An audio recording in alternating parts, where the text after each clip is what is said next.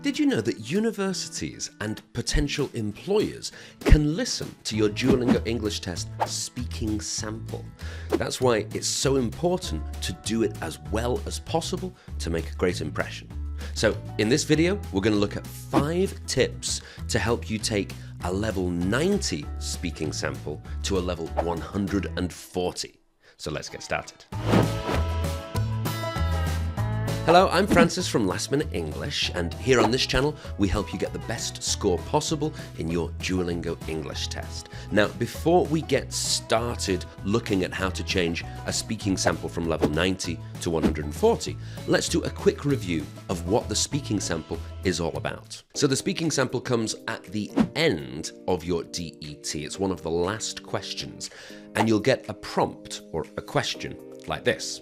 So you'll have 30 seconds to read it and think about it, and then you have to speak for up to 3 minutes to answer that question. Now, technically, you only have to speak for 1 minute, but it's much better. The best answers are not 1 minute 10 seconds, 1 minute 20 seconds. The best answers are 2 minutes 30, 2 minutes 45. So try to speak for as much time as possible. And remember, this is really important to do well because universities and employers can actually listen to what you've said. So if you say anything very rude or crazy, or it sounds like your English is really bad, it's not going to look good for your application. So let's get started with our 5 tips, 5 steps that you can take to turn a level 90 answer into a level 140 answer. Now, first of all, we've got our sample 90 answer. It's answering that question that you saw before. And I'm going to show it on screen for you. I want you to just take a moment, pause the video, and have a read through of that answer. So have a read of it now.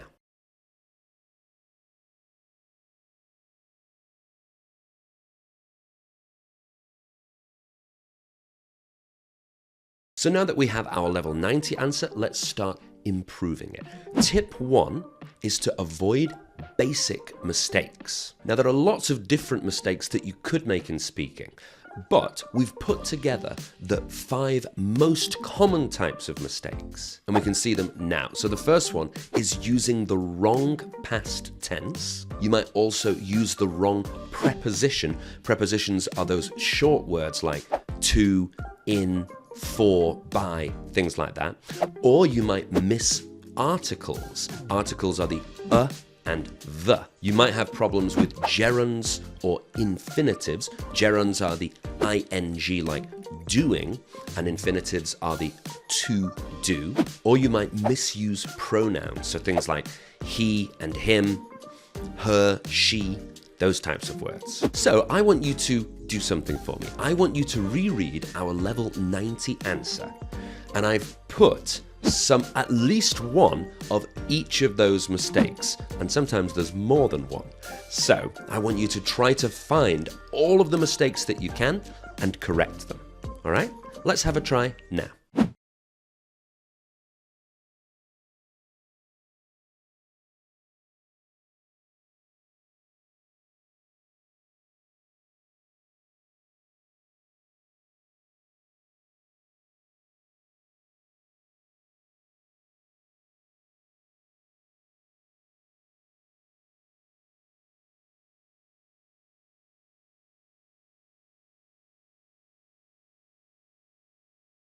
Okay, so let's go through them very quickly. So the first one was, it's not I was managed, it's I was managing.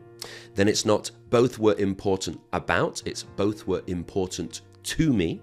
Then I realized, no have. Then it's not I felt like a difficult choice, it's it felt like a difficult choice. Then the next paragraph, while she becomes while it. And in the final paragraph, in the case, so we're adding the, and then for doing this becomes by doing this, and then while I didn't succeed in the first internship attempt, I learned. So lots of things changing there. Right at the end, there's loads of problems.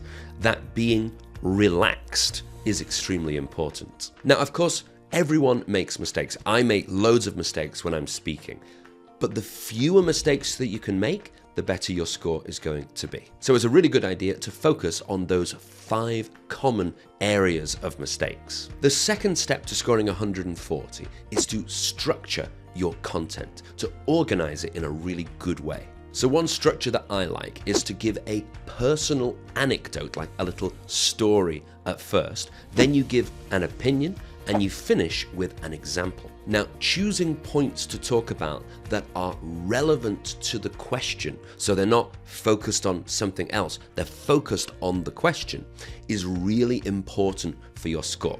So I want you to look at our answer again, and I want you to see if you can notice anything that isn't related to the question.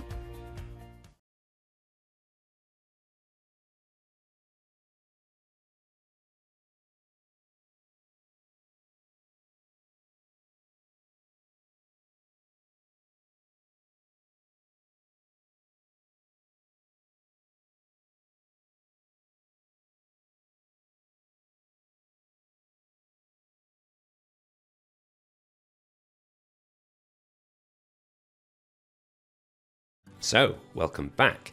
Did you notice the problem? So the problem was that that last paragraph, the example, was giving an example that didn't really answer the question. The question is saying, choose a time when you set aside one goal and focused on another goal. And that ending of the answer just says, well, I didn't know what to do, so I did nothing at all. So instead, let's change that and improve it for one that really does answer the question. So we could say something like this. In the case of my thesis and internship, I gave most of my energy to improving my research and completing it to a high standard. By doing this, I ensured I graduated with a strong result, which ultimately helped me to secure another opportunity later. While I didn't succeed in the first internship attempt, I learned that focusing on one priority at a time can lead to better results in the long run. So, a much better, much more focused example that's really answering the question. Tip 3 is to use signposting. Signposts are words or phrases that let the listener know what's coming next, so that the listener always understands what's happening in your answer. And we've got a few really good ones that we can look at now. So for beginning your anecdote, your story, you could say, I think I can best respond to this question by sharing a story about, and you say the story. Or, one personal anecdote comes to mind, which I think illustrates my view on the issue of something quite well. Then when you're expressing an opinion, you can say, my personal stance on this issue is that, and you give your opinion. Or, as far as this topic is concerned, I'm of the belief that, and you give your opinion.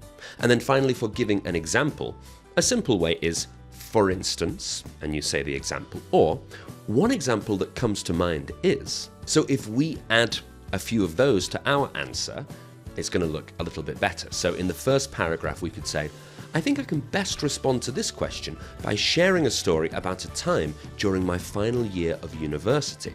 So that's a really good way to introduce what the story is that you're going to be telling. Then in the second opinion paragraph, we can say, my personal stance on this issue is that, and then we give the opinion. And then finally at the end, just very simply, we put, for instance, and then we give our example. Tip 4 is to add details. Details are really important in your speaking sample because, first of all, they extend your answer so that you can speak for the full 3 minutes. And they give you the chance to show your English skill. So we've got 6 phrases that you can use if you're adding detail. Let's quickly look at them. We could say, to be more specific, and you go into specific detail. A key point here is that, and then you say what the key point is, what's the important thing. What stands out is, and that's the same, what's the important point here. On top of that means we've got 1 point and we're putting another detail on top of it. Then building on that idea, that's the same idea, one and then the next. And then referring back to. Referring back to is when you've already mentioned something and you mention it again. So let's do another little activity. Take another look at the first 2 paragraphs from our answer And I want you to choose which of those expressions can fill the gaps that we've left, okay? I'm going to give you 30 seconds to have a try. Let's go now.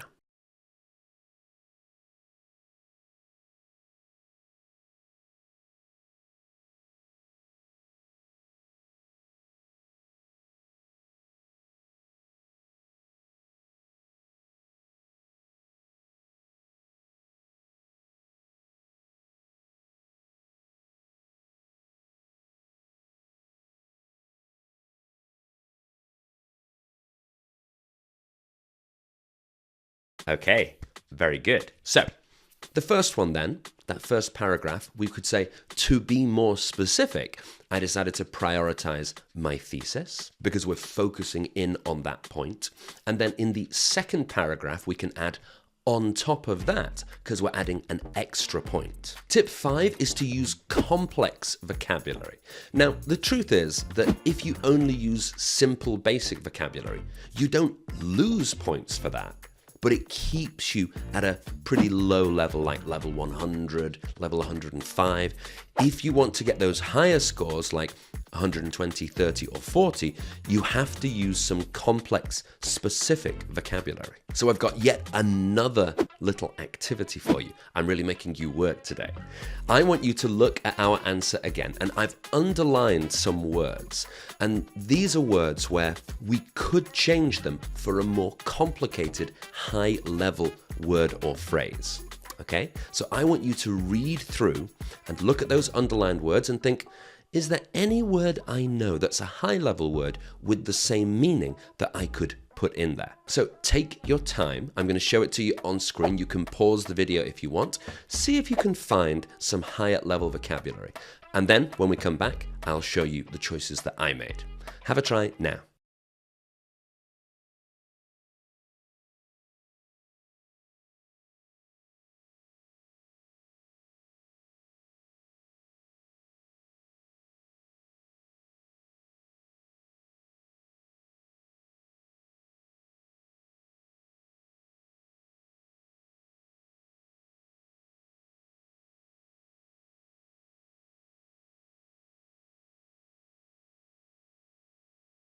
Okay, welcome back. So let's take a look through. So the first one, managing, was juggling. So juggling is the thing that clowns do.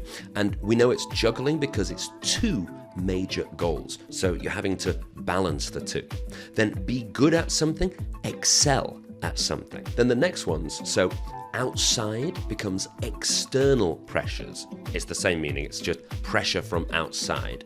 And then personal dreams becomes personal aspirations. And then in the last paragraph, gave becomes allocated, and then improving is refining, which is a really nice word. It's making things absolutely perfect. And then finally, results becomes outcomes. Now, you don't have to change every word to make it complicated. In fact, that would make it sound really weird. But it's great to have a little sprinkle of those high-level words and phrases, because that's going to show the DET and also the universities or jobs who are listening to your speaking sample that your English really is very good. So we've looked at our 5 tips, but I've got a bonus tip for you. So I want you to listen now. So you're going to listen to the first paragraph from our answer and just think about the way that it is being spoken.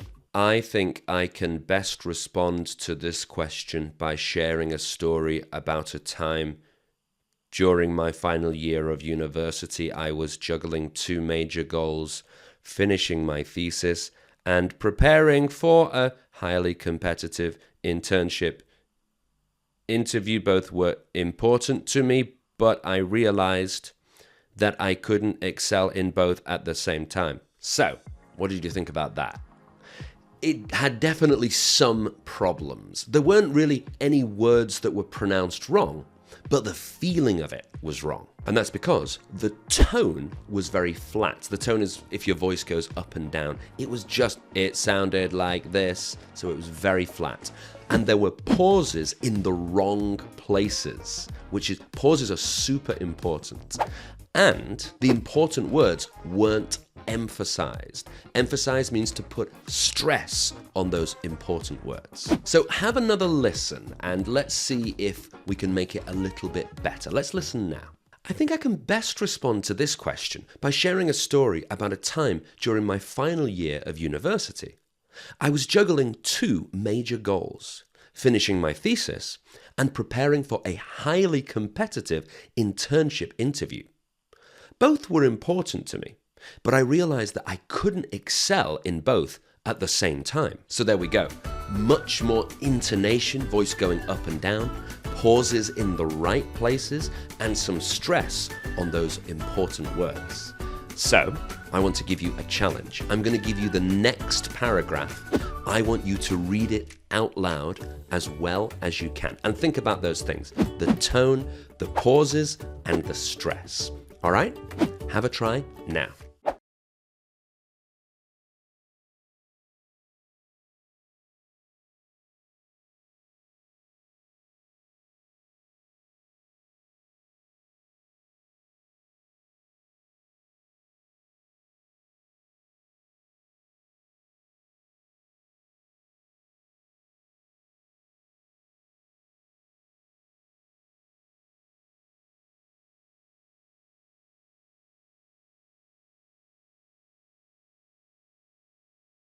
Okay, great. So, let's take a listen at how hopefully your answer sounded. Let's have a listen now. My personal stance on this issue is that prioritization should fit in with long-term values and the opportunities each goal can bring. While it can be tempting to focus on what feels urgent, it's often more effective to consider the bigger picture. On top of that, I think external pressures should be balanced with personal aspirations to avoid overcommitment. So there we go. That is how you can take a level 90 speaking sample and turn it into a level 140. If you've enjoyed this video, please make sure to like and subscribe. If you want to keep practicing the speaking sample, we have a great video up here with loads of extra tips and some practice questions. We also have different videos about all of the different question types on the DET. The links to those are down here under the video. And we even have a full course to help you prepare and score at least 120 when you take the Duolingo English test. So make sure to check that out. The link is down here as well. I'm Francis from Last Minute English. Good luck in your DET. Thank you for watching. I'll see you next time.